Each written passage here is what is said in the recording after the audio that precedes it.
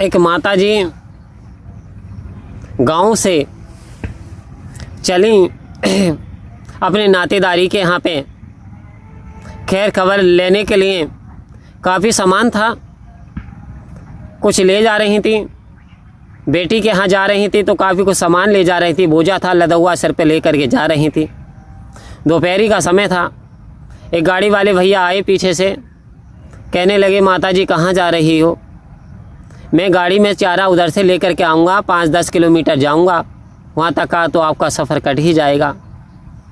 तो बोली ठीक है बेटा, तेरी बड़ी मेहरबानी। और वो माता जी ने अपना सामान सहित गाड़ी में बैठ गई। जब बैठ गई काफ़ी, अब गाड़ी वाला बातचीत करते हुए आगे बढ़ता चला जा रहा, पूछता चला जा रहा कि माता जी कौन से गांव में रहने वाली हो, कहाँ जाओगी और किस रिश्तेदारी में जा रही हो, क्या क्या लेकर के जा रही हो, कौन है वहाँ पे, और आप तो दोपहरी का समय था, कुछ आराम कर लेती। लेकिन जैसे ही अचानक जब नज़र गाड़ी वाले की गई तो आपको जान करके बड़ा आश्चर्य होगा। उसका आश्चर्य का ठिकाना ना रहा गाड़ी को देख करके। गाड़ी में अरे ये कंडीशन, माथे पे हाथ मारने लगा। माता जी बोली बेटा क्या हुआ, कोई मुझसे गलती हो गई? कह रहा माता जी मैं तो आपकी कंडीशन देख करके बहुत पछता रहा हूँ, क्या सोच है आपकी? तो ने माता ये गाड़ी है और तूने सिर पे वजन लाद रखा है, बोझा लाद रखा है, ये गाड़ी किस लिए है? कह रही बेटा इन्हें बैलों को वजन लगेगा, इसलिए मैंने अपना सामान गाड़ी में नहीं रखा, अपने सिर पे लादे रखा हूँ। आओ संत महात्माओं कह रही सिर पे लाद लिया है ताकि बैलों को जो है यानी वजन ना लगे, ताकि बैल आराम से चल सकें।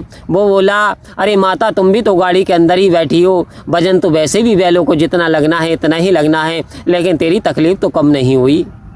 तेरी तकलीफ़ तो ऐसी की ऐसी बनी रही जैसे पहले बनी हुई थी, क्योंकि बोझा पहले तू चल रही थी, अब बैठे, बात तो एक ही है। तो आओ संत महात्माओं कहीं हम ये गलती तो नहीं कर रहे? कैसी गलती? कैसे कैसे बोझे लादे पड़े हैं हम, कैसी कैसी चिंताएं लादे पड़े हैं कि मेरा बेटा इंजीनियर बन जाए, मेरा बेटा डॉक्टर बन जाए, 50,000 रुपये की सैलरी हो जाए, मेरी बेटी की शादी ऐसे घराने में हो जो कि नाम हो जाए, मेरे चारों बेटों की नौकरी लग जाए।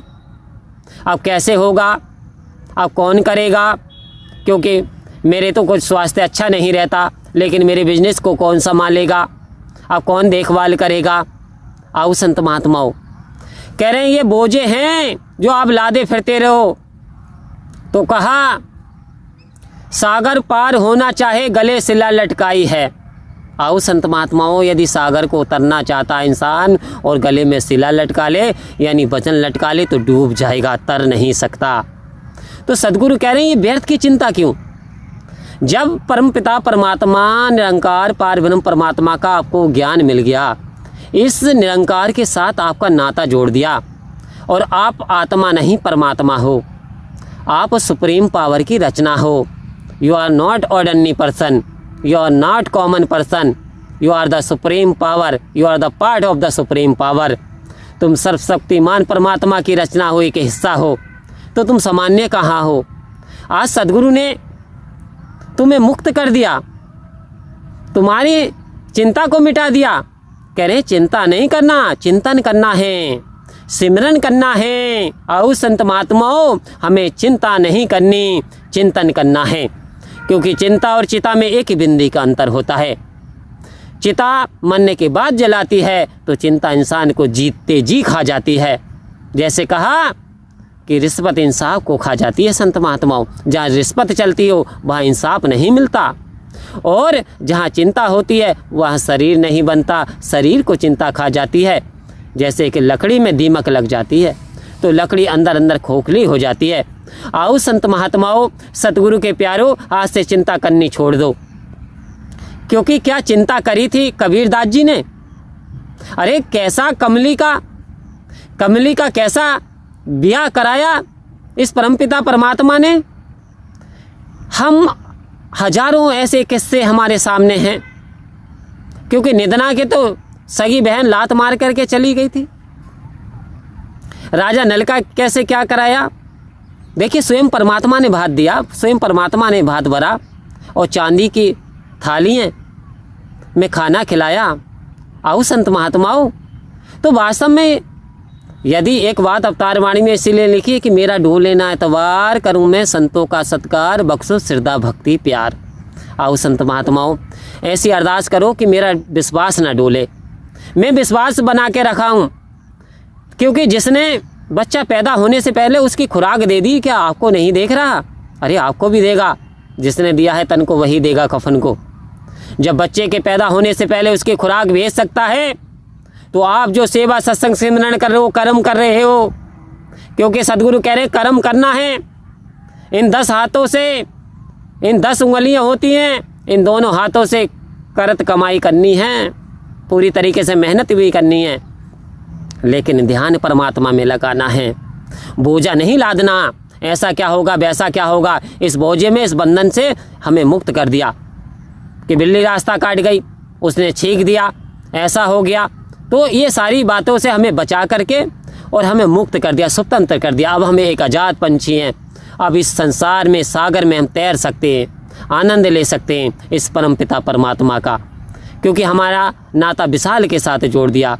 तो ये सदगुरु ने मेरे ऊपर कृपा की, और जब सदगुरु कृपा करते हैं तो कहते बंधन काट मिला दे राम। यही है सदगुरु की पहचान। आओ संत महात्माओं, अब जाग जाएं, अब सारे बंधन हमारे कट जाएं, हमें पूर्ण विश्वास हो जाए, हमें समर्पण करना आ जाए, हमें श्रद्धा आ जाए, हमारा विश्वास न डोले। हे सच्चे पातशाह, इतनी अरदास आज मांगता हूँ कि सदगुरु हमको तुम्हारी मेहरबानी चाहिए, खुश रहे हरदम वही तो जिंदगानी चाहिए, और तेरे चमन की एक कली ये मेरे सच्चे पातशाह मुस्करानी चाहिए।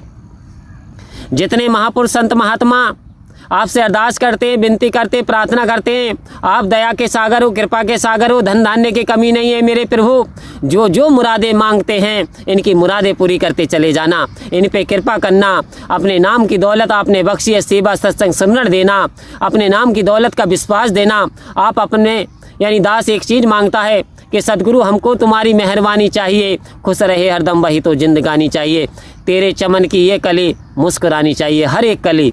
ये जो सारे महात्मा सदगुरु ऐसी कृपा कर इनकी परेशानियों को दूर कर दे, इन पे कृपा कर दे, इन पे दया व मेहर की नज़र कर दे। परम प्यार से बोलिए धन्यवाद जी।